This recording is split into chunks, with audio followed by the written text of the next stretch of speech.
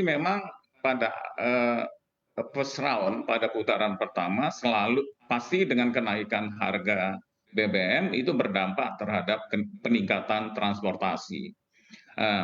Transportasi ini tentunya bisa menaikkan harga dan mengurangi daya beli. Bagaimana caranya? Untuk masyarakat kelompok 40% terbawah, itu adalah dengan cara memberikan bansos ya, menyalurkan bansos. Itu kita tahu ada bansos yang namanya bansos BLT dalam rangka kenaikan BBM. Jumlahnya itu kan 12,4 triliun, 12,4 triliun yang realisasinya sampai dengan terakhir ini sudah hampir 91%. Itu disalurkan mulai 31 Agustus.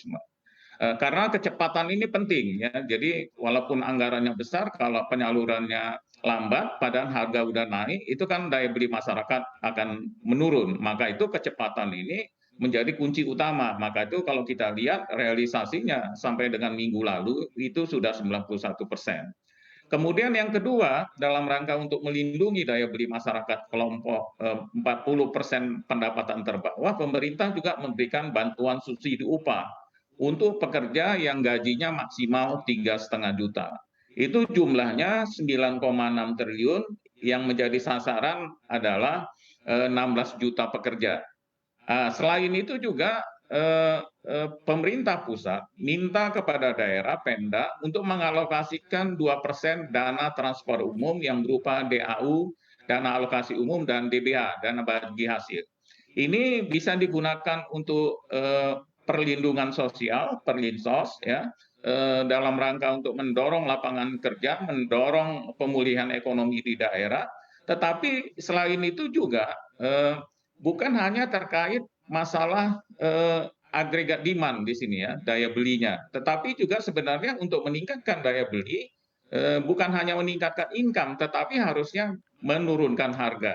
Bagaimana caranya supaya harga ini terkendali? Salah satunya pemerintah daerah ini diminta untuk menanggung, memberikan subsidi ongkos angkut.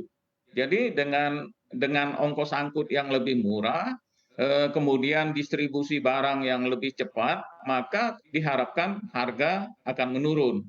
Memang betul nanti di September ini kemungkinan akan terjadi inflasi sehubungan dengan kenaikan harga BBM dan kenaikan transportasi.